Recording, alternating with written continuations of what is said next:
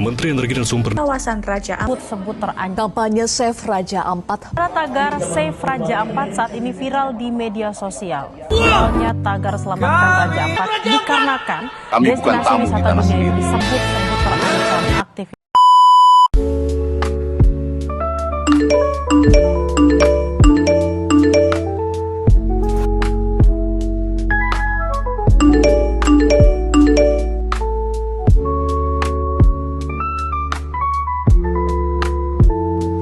Indonesia adalah pemilik cadangan nikel terbesar di dunia. Indonesia mengembangkan industri nikel terintegrasi dari pengolahan biji hingga produk akhir seperti baterai dan stainless steel.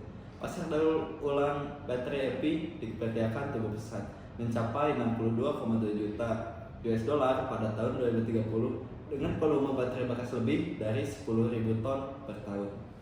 Nah, Indonesia membangun ekosistem industri daur ulang nikel mulai dari smelter, pemurnian hingga pabrik daur ulang baterai dengan teknologi closed loop recycling. Nah, kolaborasi global dan dukungan infrastruktur seperti stasiun pengisian baterai memperkuat ekosistem ini.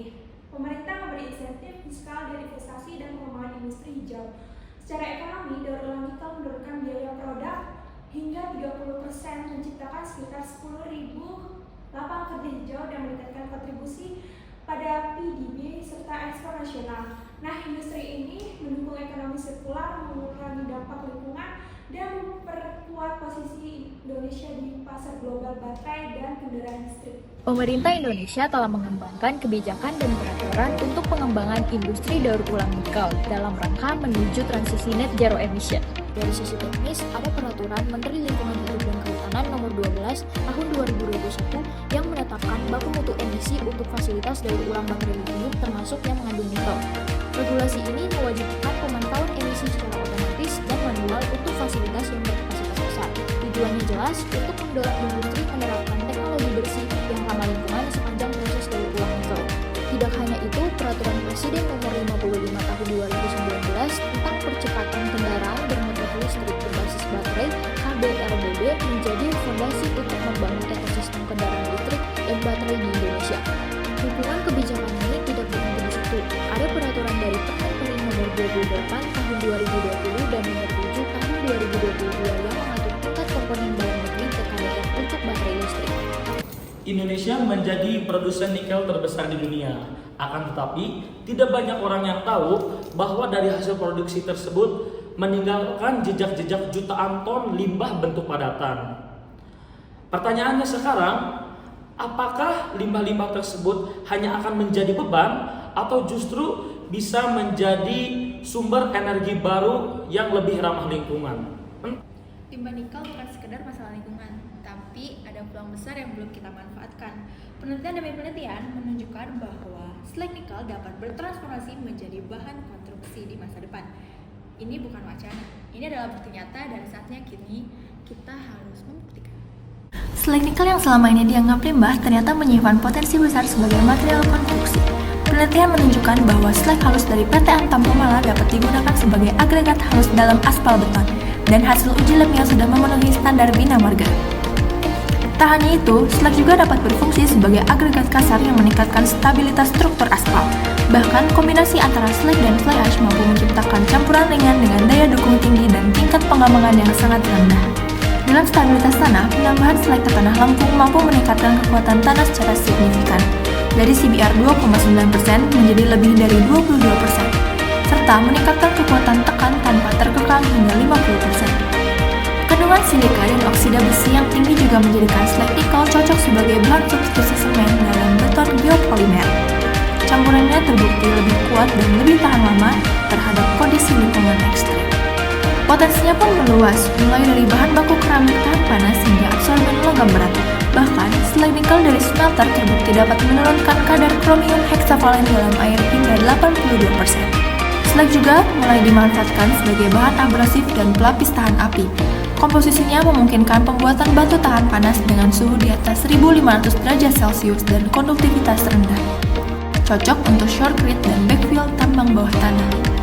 Semua ini menunjukkan bahwa limbah slag bukan hanya beban lingkungan, tetapi bisa menjadi aset industri berkelanjutan.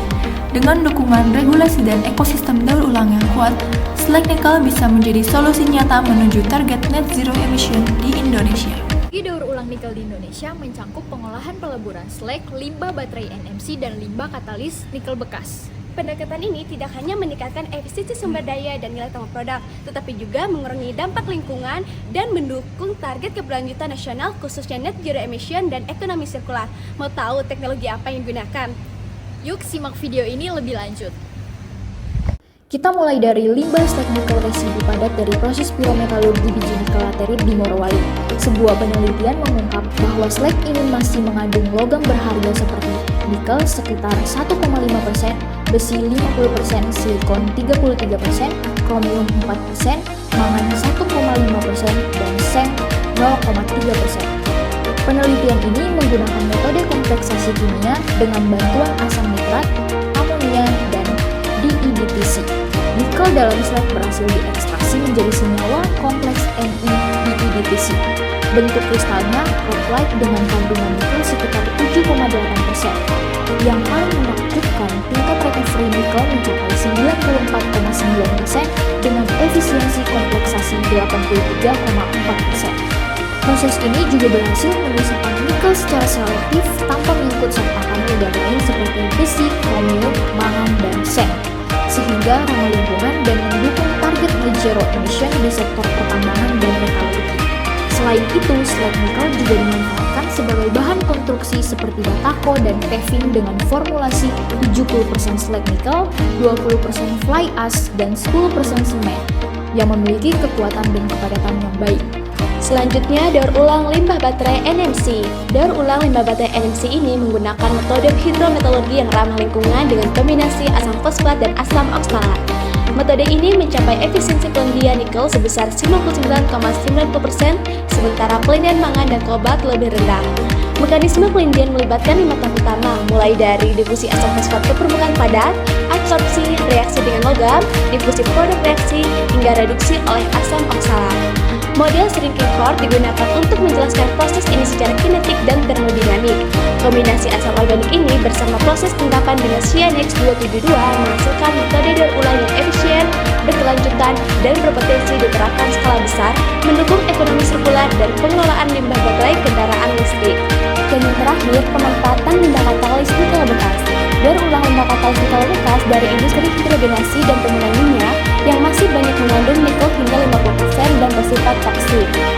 Proses daur ulang dimulai dengan pelendian menggunakan larutan HCl 4 molar pada suhu 80 derajat Celcius selama 3 jam.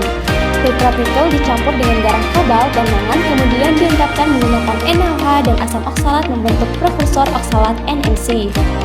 Prekursor ini dikalsinasi dan disinter pada suhu 720 derajat Celcius hingga 820 derajat Celcius untuk membentuk struktur kristal katoda baterai NMC 811.